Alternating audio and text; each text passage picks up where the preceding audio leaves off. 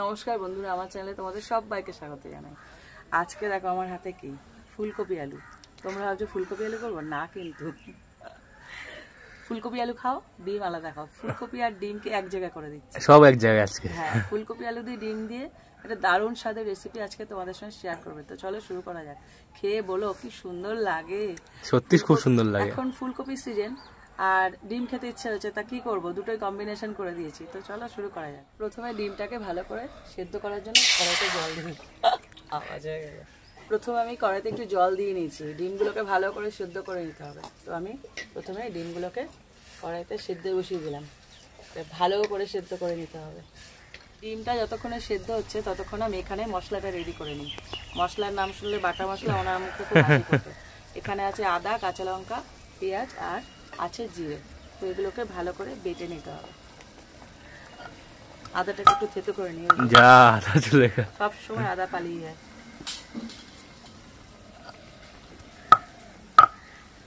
এক হাতে ধরে করো আদাটাকে, হ্যাঁ, আলতো আলতো করে। হ্যাঁ, স্লিপ কাটে নালে। হ্যাঁ, অল্প জিরে, রসুন দেখো বেশ বড় ধরনের কোয়া নিচে দুটো, এটাকেও থেতো করে নিলেও পারিয়ে যাবে। হ্যাঁ, আর আছে কাঁচা লঙ্কা। কাঁচা লঙ্কা নিয়েছি প্রায় 7-8টার মতন। আর নিয়েছি পেঁয়াজ। টমেটো বানাবো না? টমেটোটা বাদ করো, টমেটোটা এরকম কুচানো দেবো। এবার এগুলোকে ভালো করে বেটে নিই।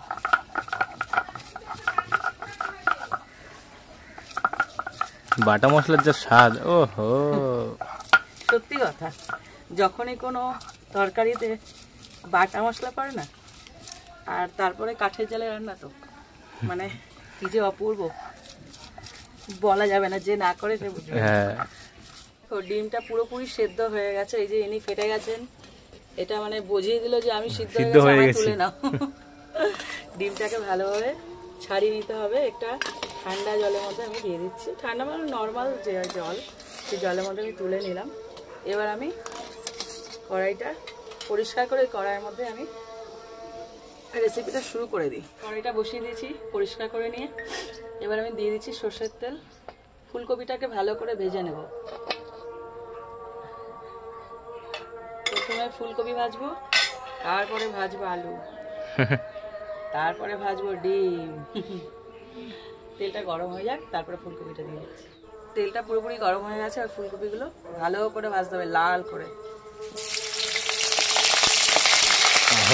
ফাটান ফাটে, কালী পুজোর বাজি ফুটছে, থাকলেও ভালো লাগে খেতে। আর সবাই ফুলকপি উঠেছে তো, এখন হেভি শাক। এরপরে তো ফুলকপি কালা ফিরে যাবে, তখন তো আর ভালো লাগবে, তখন স্বাদ থাকবে না। না, এই সময় তো খেতে হয়। আওয়াজ করুক আর চুপচাপ থাক। এটা ভালো করে ভাজি। আর ততক্ষণ আর একটু বাকি আছে, এটা বেটে নিই, এখনো কমপ্লিট হয়নি। মিহি করে চন্দনের মতন বেটে নিতে হবে। যত এরকম পেস্ট হবে একদম মিহি, তত বেশি ভালো স্বাদ হবে। মানে যত খাটা যায় তত ভালো, তত ভালো। দেখো ফুলকপিটা কি সুন্দর করে ভেজে নিয়েছি। অনেক ফাটাফুটি করেছে। হ্যাঁ, অনেক ফাটাফুটি করেছে। হ্যাঁ, ও তো ফাটবে, একটু জল আছে না ভেজা। এবার এটাকে তুলে নেব।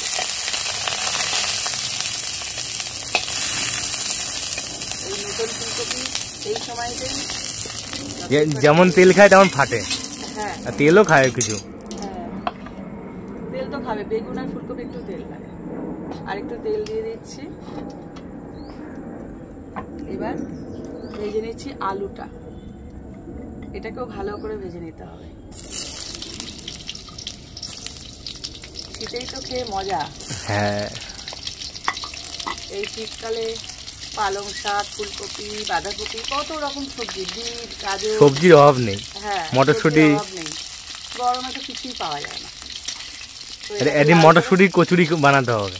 হ্যাঁ, সব ছাড়বো। মটরশুঁটির কচুরি, মটরশুঁটি সাথে আলুর দম। ওরে বাবা, আমাকে রেসিপি বলতে আর কি, রেডিমেড একদম সুন্দর করে সাজিয়ে ওনাকে দিই তো, আর ল্যাজ নেড়ে নেড়ে নেড়ে নেড়ে খায়। আলুটা দেখো পুরো লাল করে ভেজে নিয়েছি, এবার আমি তুলে নেব।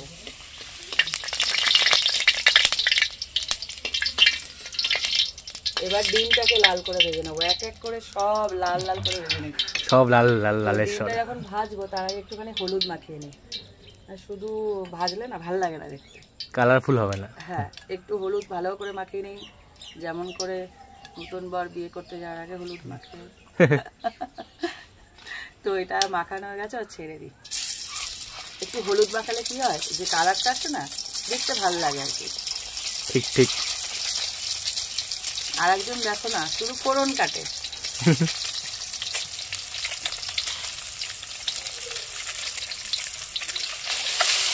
দেখো ডিমগুলোকে কড়া করে ভেজে নিয়েছি, এবার আমি তুলে নিচ্ছি। আজকে রেসিপি না একদম জমজমাট জমজমাট, সত্যি কথা। ওই তেলের মধ্যে দিয়ে দিচ্ছি দারচিনি আর ছোট এলাচ,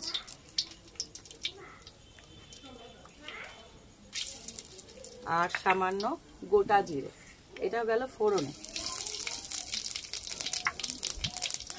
একটুখানি ভেজে নিয়ে যে মশলাটা বেটেছে ওই মশলাটা দিয়ে দেবো।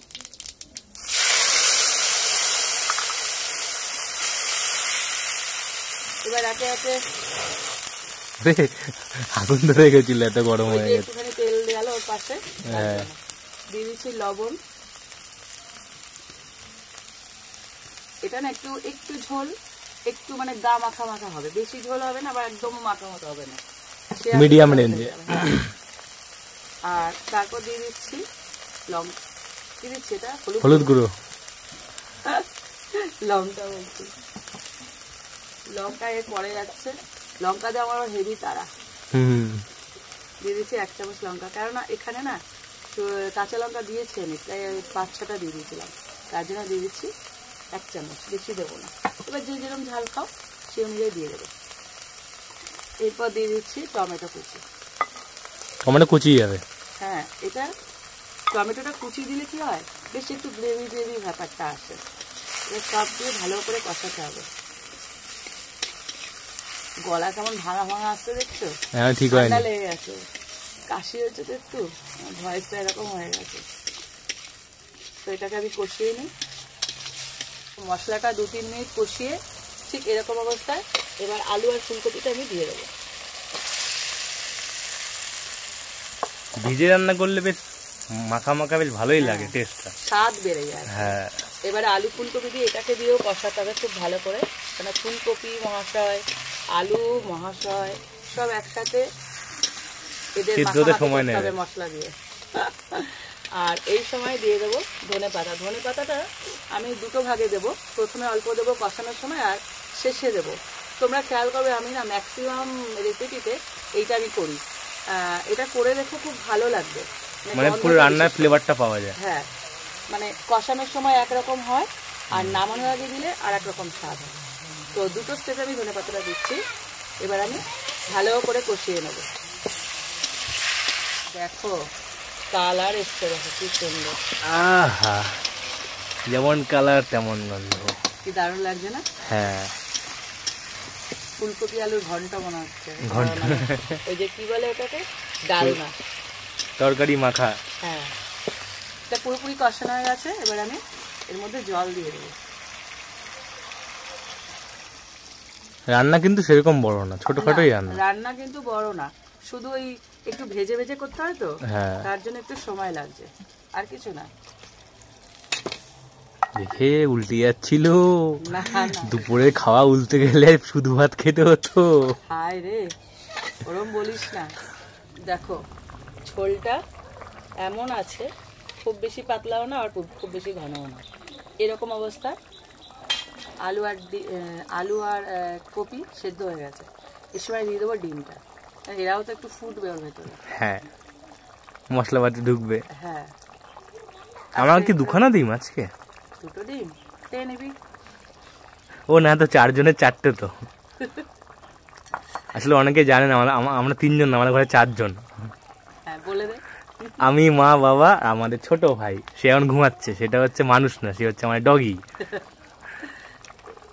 খুব আদরের আমাদের। হ্যাঁ, এবার এই যে ধনে পাতাটা শেষে দিয়ে দেবো, কেন এটা প্রায় শেষের দিকে তো, এই সময় মুখে ফ্লেভারটা পড়ে। হ্যাঁ, এই সময় ধনে পাতাটা দিলে এই যে কাঁচা গন্ধটা খুব ভালো লাগে। দেখো কি সুন্দর, মানে একদম ডিমের ঝোলও না, ফুলকপি আলুর ঝোলও না, ওয়ান হয়ে গেছে কিন্তু আজকে মাঝে রাস্তায়। এটা তোমরা ট্রাই করবে কিন্তু শীতকালে বেশি ভালো লাগে এটা। শীতকালে তো, আর শীতকালে হয়ও, শীতকালেই হয়। এই রেসিপিটা তোমরা ট্রাই করো আর খেয়ে খেয়ে আমাকে বলো কেমন লেগেছে। আশা করি আমার রেসিপিগুলো তোমাদের ভালো লাগছে। আর এখন এই মানে দেখছে যে মানে রান্নাটা হচ্ছে, এটা দেখে তো নিশ্চয়ই ভালো লাগছে, আশা করি ভালো লাগছে। একটা লাইক দিও, আর এরকম আরও নিত্য নতুন রেসিপি পেতে আমার চ্যানেলটা সাবস্ক্রাইব করে দিও। যদি আরও রেসিপি ভালো লাগে পেতে, যে আমি আরও রেসিপি দেখতে চাই, শিখতে চাই, মানে অনেক রকম রেসিপি আছে, ঝাল মিষ্টি তেতো টক সব আছে, এরকম ঝুলি ঝুলি আছে। না গই আর কি করছি, তোমরা আমাকে যে সাপোর্টটা দিচ্ছ খুব ভালো লাগছে, বিশ্বাস করো, এত ভালোবাসা না, আমি আপ্লুত। তো তোমরা আমার এইভাবে পাশে থেকো আর আমাকে এগিয়ে নিয়ে যেতে সাহায্য। রেসিপিটা হয়ে এসছে।